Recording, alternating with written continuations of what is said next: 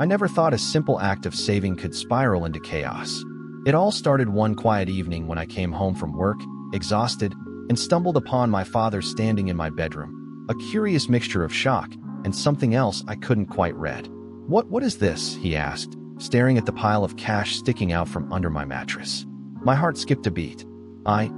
It's just some savings," I stammered, trying to sound casual. $25,000? Anna, where did you get this?" His voice rose with each word, disbelief written all over his face. I swallowed hard, keeping my expression neutral. "I saved up, over the years," I replied simply, avoiding eye contact. My father's face softened slightly, but then he did something completely unexpected. He crouched down, picked up a few bills, and let out a sigh. "You know, I spent it on your sister's wedding," he said quietly. "Consider it a gift. Don't worry about it." I froze. My mind raced. Could this really be happening? My meticulous savings, gone just like that. I forced a small nod. "Understood," I said, my voice calm, even though inside I was boiling. 2 minutes later, before I could process my father's words fully, the front door swung open. My grandfather walked in, leaning slightly on his cane, his eyes immediately scanning the room like a hawk. "Son," he said, his voice steady but firm, "the money I gave you to keep. Where is it?" My father's face went pale, a look of panic replacing the calm he had tried to muster moments before. I smiled faintly, a plan forming in my mind. Leaning slightly toward my grandfather, I whispered something just for him to hear. His eyes widened. Then he pulled out his phone. What are you doing?" Dad stammered, glancing nervously at the two of us. "I'm handling this," my grandfather said in a low voice. He tapped on his phone with practiced precision. Minutes later, there was a knock at the door. A slow, deliberate knock that made my stomach twist. My father flinched, and I knew instantly who it was. "Delivery?" Dad asked nervously, his voice barely above a whisper. "No," I said, standing tall. "It's someone else." The air in the room was thick with tension. Every heartbeat felt like an explosion waiting to happen.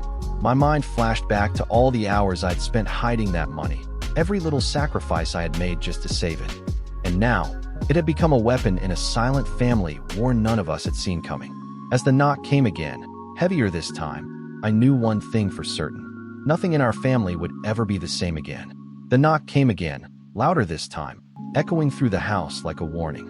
My father hesitated, his hand frozen over the doorknob. I could see the fear in his eyes, a mix of guilt, confusion, and something else he wasn't admitting. "Dad, maybe you should answer it?" I said softly, my voice deceptively calm. He shook his head. I don't know who it is," he muttered. I stepped forward, feeling an odd thrill of control. "It's all right.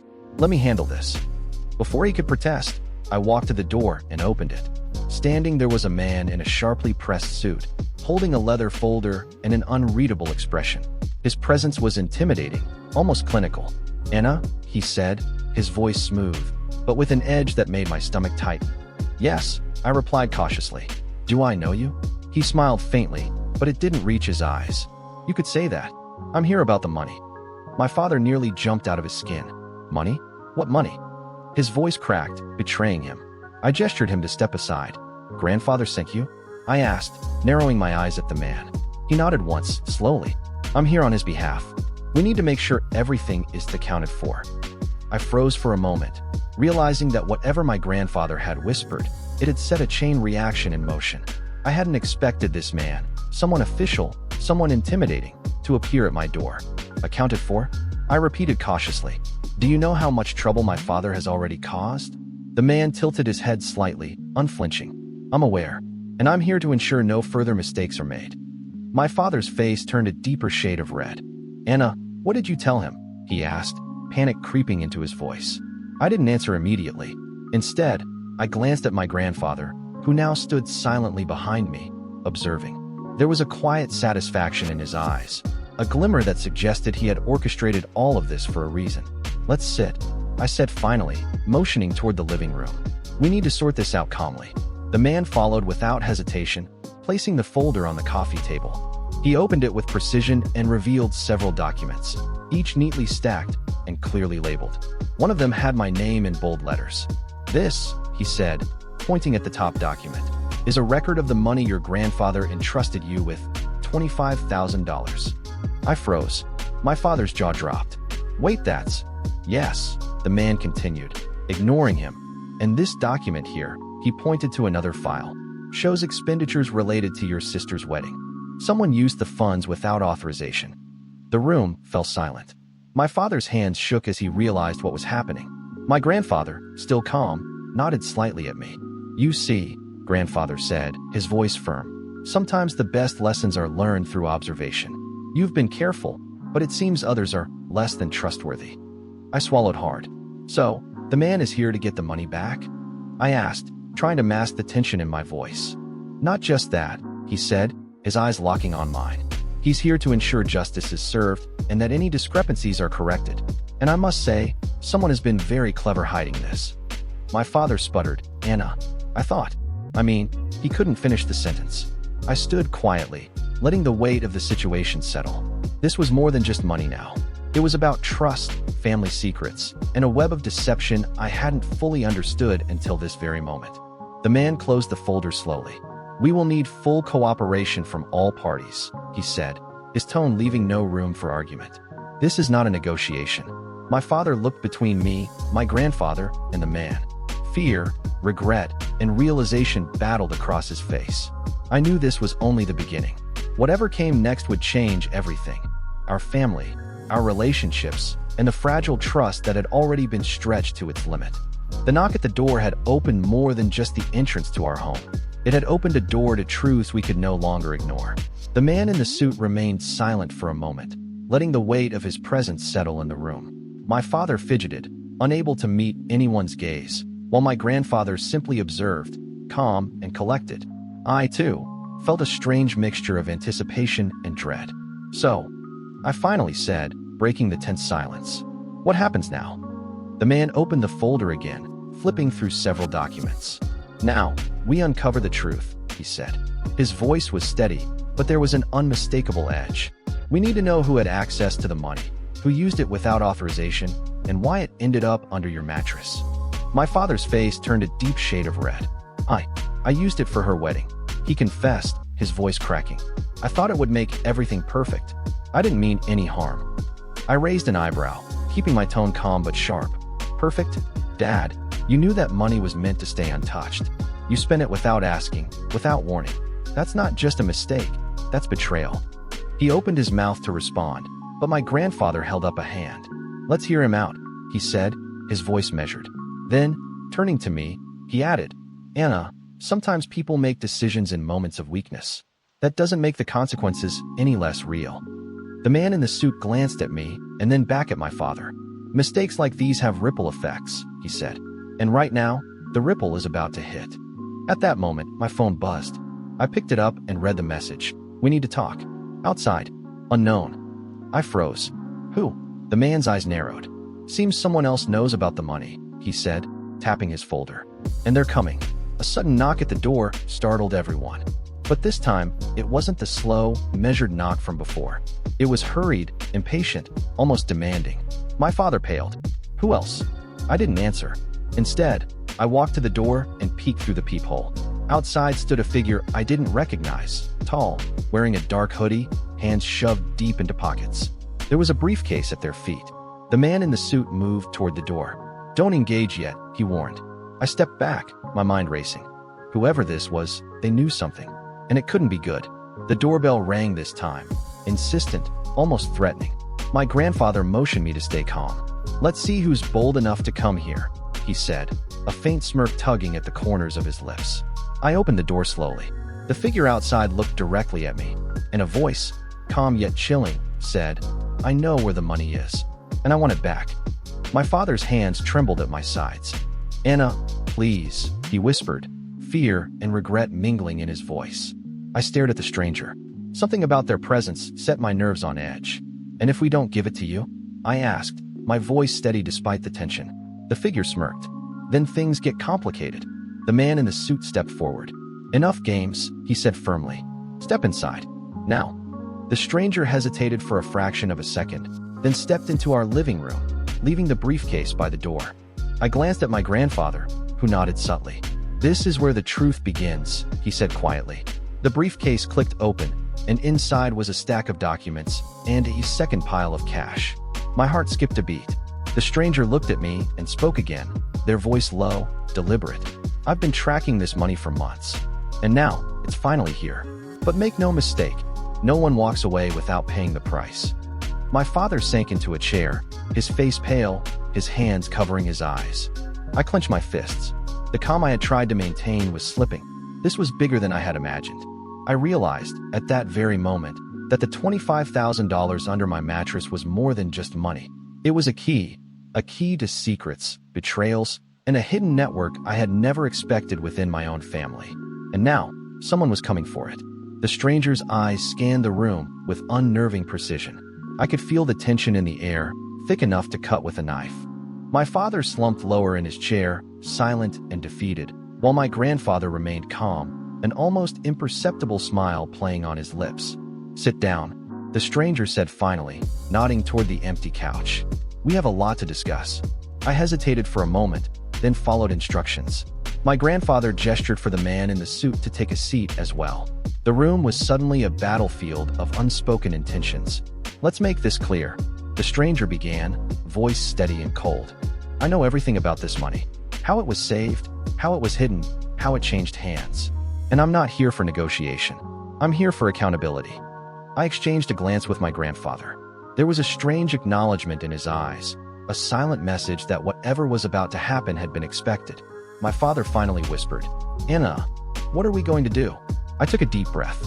"We play it smart," I said, my voice firmer than I felt. "We don't let fear control us." The stranger smirked. "Smart. I like that. But let's see if you're clever enough to survive this." They opened the briefcase and pulled out an envelope. Inside were photographs, pictures of our family home, my father handling the cash, even images of me sneaking around, hiding the money. I swallowed hard. Who sent you?" I asked. The stranger shrugged. "Does it matter? What matters is that the money isn't staying hidden any longer, and someone has to take responsibility." My grandfather leaned forward, eyes locked on the stranger. "And what exactly do you want in return?" he asked calmly, almost teasingly. The stranger's smile widened slightly. "Justice, recognition, and a deal, one that benefits the right people." I felt my pulse quicken. "Right people?" I echoed, trying to understand what game they were playing. "Yes," the stranger said, their tone sharp. "Not everyone in this room deserves to hold power over the money, and not everyone deserves to be trusted." My father's face was pale. "Anna, you need to give it to them. Please." I shook my head. "No, I'm not giving away what I earned. Not to anyone who shows up at my door threatening me." The stranger's eyes narrowed. "Bold. I like that. But boldness can be dangerous." Suddenly, the man in the suit spoke. "We need a strategy. This cannot escalate into chaos. We must contain this situation carefully." The stranger's attention shifted to him. "And who are you to interfere? You think you can control this?" "Not control," the man said firmly, "but ensure that nothing irreversible happens. There are rules, even when chaos looms." I could see the tension between them, a clash of wills that threatened to explode at any moment. My grandfather remained quiet, observing, calculating. He seemed to know more than anyone else in the room, and I suspected he had orchestrated at least part of this confrontation. The stranger leaned back, crossing their arms. "Here's the deal," they said. "I will leave for now, but know this, the next time I come, it won't be a discussion. The money will be gone, and consequences will follow." With that, they rose, slung the briefcase over their shoulder, and headed for the door. I realized that this was just the beginning. The storm had been unleashed, and we were all caught in its path. As the door closed behind them, my father slumped further, muttering apologies under his breath. My grandfather turned to me, voice calm but filled with meaning. "Anna, remember this. Money is not just currency. It is power, influence, and sometimes it is a test. How we respond defines us." I nodded slowly, the weight of responsibility settling on my shoulders. The $25,000 under my mattress was no longer just my secret. It was a force that could tear our family apart or bring us closer together. And I realized something chilling. The stranger would be back, and when they returned, nothing would be the same. The house felt colder after the stranger left. Silence stretched between us, heavy and suffocating. My father sat slumped in the armchair, staring blankly at the floor, while my grandfather remained standing, eyes sharp, calculating every move I made. "Anna," he finally said, voice calm but edged with warning, "you must understand something. This is no longer just about money. It's about control. Whoever sent that person will not stop until they get what they want. I nodded slowly, trying to absorb the weight of his words. I understand, I said, though inside I was trembling. My father looked up, desperation in his eyes. What do we do now? I've already messed everything up. You're not helping, I said firmly, surprising even myself with the firmness in my voice. This is bigger than us now. We have to be smart, not scared. Grandfather nodded approvingly. Exactly. Fear clouds judgment. Strategy, planning, patience. That's what we need. At that moment, my phone buzzed again. Another message. Meet me. Midnight. Alley behind the bakery. Come alone. X. I stared at the message, a chill running down my spine. Grandfather, someone wants to meet me. Alone. He didn't flinch. Then you will go, but you will not go unprepared. Remember, every move you make is observed. And sometimes, allies appear in unexpected forms. I looked at him, confused. Allies. He smiled faintly, almost cryptically. Patience, Anna. You'll see. That night, I found myself walking down the dimly lit alley behind the bakery. Shadows clung to the corners, and the sound of distant traffic made every step echo ominously. My heart pounded, but I refused to show fear. A figure stepped out of the shadows, a woman, mid-30s, sharp eyes, and a confident stance. You must be Anna, she said, voice calm, almost soothing. Yes, I replied cautiously. Who are you? The woman smirked. Call me Lila. I know about the $25,000, and more importantly, I know who wants it. You need an ally, and that's where I come in. I narrowed my eyes. Why should I trust you? Because, she said, pulling out a small envelope and handing it to me. I have information that even your grandfather doesn't know. People are moving behind the scenes, manipulating everything. And if you make the wrong move, you could lose more than money. You could lose everything. Trust, family, even your freedom. I opened the envelope carefully. Inside were photographs, notes, and surveillance details, evidence of people watching our house, tracking every step of my father, even hints of a larger conspiracy connected to our family finances. You see, Lila said, her eyes piercing mine. They're not amateurs. This is organized, and you are in the middle of it. That money, it's just the beginning.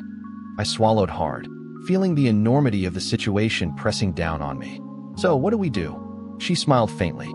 We play their game, but on our terms. Timing, patience, and deception, that's the only way you survive. And trust me, Anna, the stranger will return. When they do, you must be ready. I nodded, determination hardening within me. I'll do it, whatever it takes. As Lila melted back into the shadows, leaving me alone in the alley, I realized one chilling truth. The $25,000 under my mattress had triggered a chain of events far beyond anything I could have imagined. This wasn't just about money anymore. It was a test of cunning, loyalty, and survival. And I wasn't going to fail. The night was dark, and the air hung heavy with tension. I could hear every distant car, every rustle in the alley. Lila's words replayed in my mind. Timing, patience, deception. I knew the stranger would return, and this time, I had to be ready. Back at home, my father paced nervously. Anna, maybe we should just give it back? Just give them the money and be done. I turned to him, voice firm. No, Dad. You spend it recklessly, but that doesn't mean we hand over control to someone threatening us. This is bigger than money. This is about our family, our choices. Grandfather, sitting quietly, finally spoke, his voice calm but commanding. She's right. You will not cower. You will use strategy. And remember, sometimes the person you least expect becomes your most valuable ally. A knock at the door shattered the tense silence. This wasn't slow, deliberate, or hesitant. It was forceful, confident. The stranger had returned. I glanced at my father. Stay back, I whispered, taking a deep breath. I opened the door slowly. The stranger stepped in, eyes cold and calculating. Well, Anna, it seems you've been busy. I held my ground. I've been careful, and I'm not giving up the money or my family to threats. The stranger smirked. Bold, admirable, but boldness has consequences. At that moment, Lila stepped out from behind the stranger's line of sight.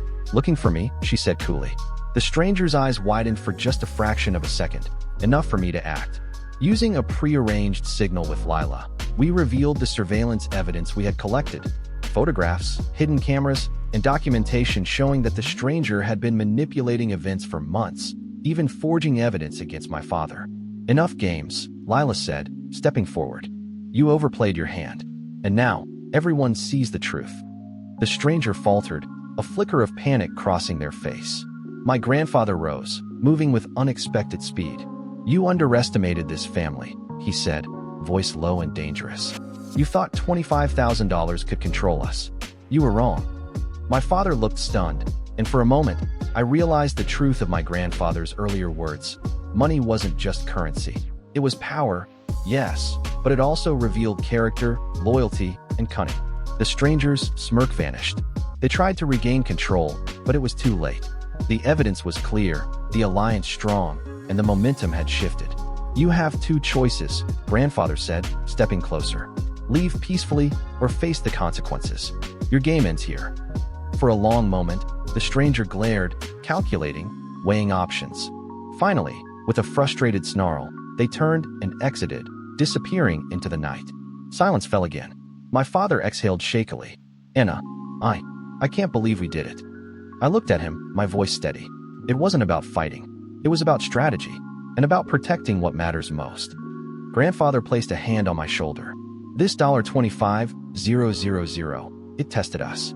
It tested loyalty, courage, and intelligence. And you, Anna, passed. But remember, threats may return. Always be ready. I nodded, understanding the deeper lesson. The money was never just money. It was a catalyst for revealing true intentions, unearthing secrets, and proving resilience. As the first light of dawn broke through the windows, the weight of the night began to lift. We were still a family, tested, shaken, but stronger than before.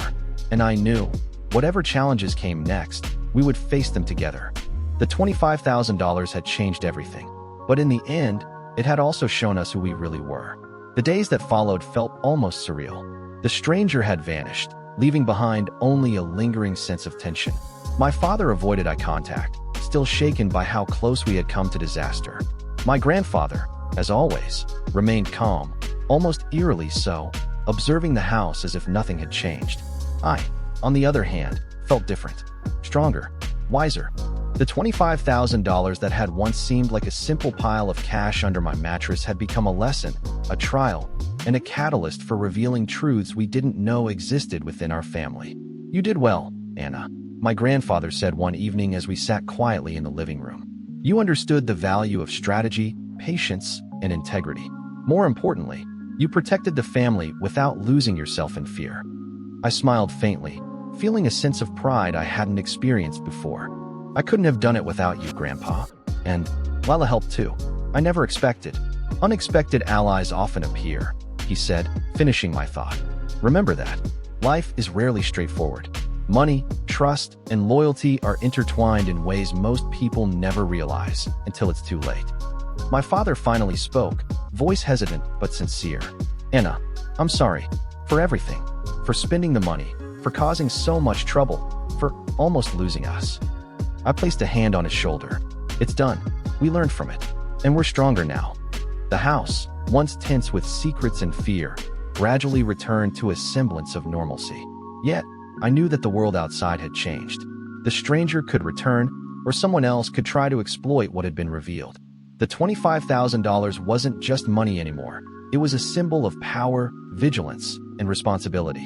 One afternoon, as I sat looking at the spot under my mattress where the money had been, I realized something. The real treasure wasn't the cash. It was the knowledge that our family could withstand betrayal, threats, and deception together. And in that moment, I felt ready for whatever came next. A soft knock at the door startled me. I looked up. My grandfather chuckled lightly. Expect the unexpected, Anna. Sometimes life has surprises that aren't threats, but opportunities. I smiled, a mixture of relief and curiosity filling me. Whoever came next, I knew I was prepared. The $25,000 had tested us, but we had passed. And now, our story, our strength, would carry us forward. As the door slowly opened, a warm breeze drifted in, carrying the promise of new beginnings. We had faced the storm, and for the first time in weeks, the future seemed wide open. And I knew, whatever challenges awaited, we would face them together, smarter, stronger, and unafraid.